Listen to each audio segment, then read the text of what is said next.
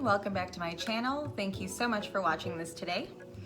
If you have not been here before, thank you so much for checking out my channel today. My name is Alyssa, and this channel is about the law of attraction, building self-empowerment, and conquering limiting self-beliefs. So if these things interest you, please hit that subscribe button along with the bell icon, and please like this video and leave me a comment if you feel like doing so. In this video, I'm going to go over how to get out of a victimhood mentality and start taking responsibility for what you're throwing out into the universe. That will help you take so much more control of your life and your overall way of thinking, especially about yourself. I've gotten several requests to do a video like this, so I hope you enjoy. So how do you know if you're stuck with feeling like a victim? This has actually been a lifelong struggle for me, and once I became aware of it, so many things started to make so much sense as far as why I've attracted certain things in my life and how I've dealt with those things. And from there, it allowed me to start reprogramming my own frame of mind. So awareness is power, okay? So if you're here, that means you've already conquered that, and I am proud of you. So some signs of a victimhood state of mind are dwelling on things for very long periods of time, feeling like people are out to get you, jumping to the worst possible conclusions about how someone may or may not feel about you.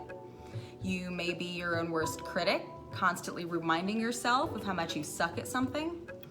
Your first thought towards certain things are usually negative, like jealousy, envy, anger, etc.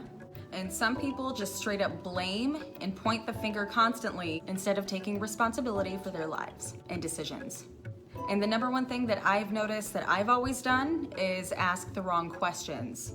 By this, I mean I would catch myself talking smack about myself in the form of questions. Why can't I just be normal? Why can't I get a job that pays better? Why does this always happen to me? I can't seem to do anything right, so why bother? Those things may sound familiar to some of you. There's more symptoms of this mindset, but these are just a few of the most common ones, and they're just a little easier to pinpoint. And just to be clear, feeling like a victim isn't always directed towards every aspect of your life, so figure out what's affecting you and in which area of your life. So there's a million different ways that someone could easily fall into this type of mentality. And if you've been watching my videos, you've heard me talk about mental conditioning and how we've been programmed by society, family, school, the media, etc., to think certain things about ourselves and about our lives. And these have become habitual thoughts and beliefs over time, dictating how our lives are ran. And I've said that our lanes have been paved for us, not by us. And most of us have been in this almost state of limbo, settling for things or just attracting horrible experiences and questioning why we're not happy. And this is because we're giving off certain energies, mostly negative, that are attracting like energies, which is how the law of attraction works in short. A common example, I like examples, a common one is someone who's been in an abusive relationship or grew up in that type of household. They'll be programmed by the people or person in the home by hearing that they're just small, worthless, that they deserve the horrible treatment that they're getting, that all bad things in life are their fault and they should feel guilty and ashamed. And suddenly that person is a victim, and they don't have a choice but to be a victim because of that whole experience. So when they leave those situations, if they're lucky enough to do so, the scars are mostly those of victimhood. And without tending to those scars, they're gonna take that victimhood to every job they get, every relationship they start. Even having children could be an issue for them because this information of being a victim and why will be programmed and instilled into their children before they're even born and as they grow up. Their relationships struggle because they have this horrible subconscious expectation of how someone will treat them because why not? They've been told that they're worthless and should be ashamed of themselves. But they'll attract a person or a behavior that confirms their victimhood without even knowing it. And then these constant patterns are created for them until they become aware of what's happening. And then it can be difficult to reverse. And on a side note, if you do find yourself in a situation where someone is making you feel this way, I need you to know that that is 100% bullshit. I don't want to be cursing on this channel a lot, but I think it's warranted to say that it's bullshit. It's nonsense. It's a lie. You don't have to live your life dragging that baggage around with you. You're amazing. You're gifted. You have something that no one else will ever have, the gift of being you. And no one can take that from you, and you shouldn't even let them try. Anyway. And it's not always someone in a situation like that. Some people can grow up living perfectly happy childhoods, make great friendships, form healthy relationships. But a lot of experiences and things that we may read or watch on TV can suggest that either being or playing a victim in certain scenarios can get us what we want. And some of us use it as a shield for having to take responsibility for anything.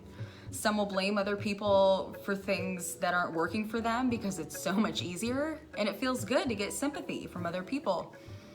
And that way we don't have to take full responsibility for whatever's happening.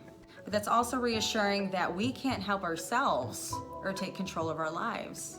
And these feelings and these thoughts are being relayed to the universe. So it's providing more evidence of you being a victim. And I know that's a lot, and it varies from person to person, of course. These are just examples. But what can you do to reverse that pattern and stop feeling like a victim, consciously or subconsciously? It might be gradual for some of you, but it's so worth the results once you put it into practice. You get a completely different perspective of yourself. So I'm going to give you 5 ways to combat this victimhood mentality. First thing you do, become aware by doing your inner work. Meditation is the best way to do this, but in kind of a slightly different way. I recommend you sit quietly and observe your thoughts instead of trying to clear them. Bring them to the surface. What are your worries, your fears, your doubts? What's your old belief system or your current belief system about your life? We all have that story that we tell ourselves about ourselves. So figure out what yours is. Write down what you come up with and cross out that old belief and write your new belief underneath it. And then make those new beliefs your focus. So for example, one thing that I wrote was, I am only worthy of being loved in certain ways. Crossed that old belief out because it's ridiculous. And I wrote, I'm constantly giving and receiving complete unconditional love. That felt a lot better to write. So it's time to change your belief system. Number 2, be someone's hero. Go from needy to giving. And you can actually go beyond victim mode when you're helping someone with something. I always found that this worked for me because it sort of put me in a superhero mindset. I already love helping people, and I started to more easily embody someone who fixes instead of dwells. And it made me feel more inclined to help myself. Because I noticed how, and you probably do this too, I realized that I was easily able to build someone else up and in the same moment put myself down. So I started to treat myself how I treated other people who needed my help, if that makes sense. Serving others can help you feel more confident and empowered, which not a lot of victims feel. So I'm telling you, try that out. Number 3, get closure from your past. This one might be a cliche, but you do have to forgive yourself and forgive those who made you feel victimized. This is powerful, yet easier said than done, I understand. But when people say that you're only hurting yourself by holding on to the past, they're right. The people who hurt you either don't care, don't remember, don't know the effect they've had on you, so they're just living their best lives, or maybe they feel terrible about it now. But either way, you feeling like crap about it won't change any of those outcomes. And you dwelling on what happened is actually messing with your brain. And I'm serious about that. It is messing with your brain. Your subconscious mind is unaware of whether or not something already happened, is happening, or will happen. It doesn't grasp the concept of time like our conscious minds do in a linear fashion. There's only this moment right now, according to your subconscious. So if you focus your thoughts on something that happened years ago, you're tricking your subconscious into thinking that that's still going on right now. So it's sending those signals to the universe, suggesting that you're still a victim and to bring you more evidence of that. So forgive. And I don't have enough time in this video, unfortunately, to go over different paths of forgiveness, but I'll tell you that writing letters to those who hurt you, whether you send them out or not, can really help get some of that negative energy out and make some room for those new beliefs. Number 4, distance yourself from people who confirm your victimhood. You may not know it, but you're allowing people to make you feel bad, to subconsciously reaffirm a false or old narrative for you. So distancing yourself from people who are more prone to make you feel bad or completely writing them off if possible may be something you have to do. And you can speak up as well, because some people don't know that they're making people feel bad. Remember, sometimes people make stupid jokes and say hurtful comments because they have an even bigger problem with themselves. So think about that, but pull them aside and let them know how you feel. Being real with someone can completely change your relationship with them. Of course, if the situation isn't as innocent as that, then cutting ties might just have to be the way to go.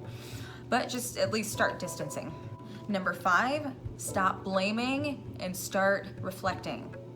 Pointing the finger is not going to help you.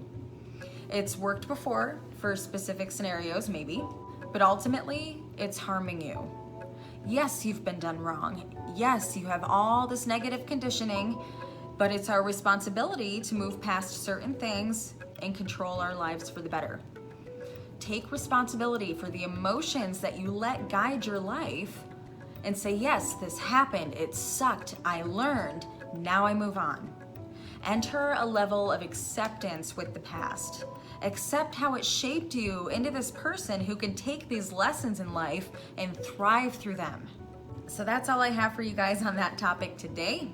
As you can see, it's a pretty complex topic. So if there is something that you would like me to expand on, please leave me a comment below and I'll go ahead and I'll make another video at some point. Also, if you did end up enjoying this video, please hit that like button and leave me a comment if you wish. Also, if you haven't, please go ahead and hit that subscribe button along with the bell icon so that you stay updated when I post new videos. But thank you guys so much again for watching. I really hope this was helpful. Please be safe, much love, and I'll see you guys next time.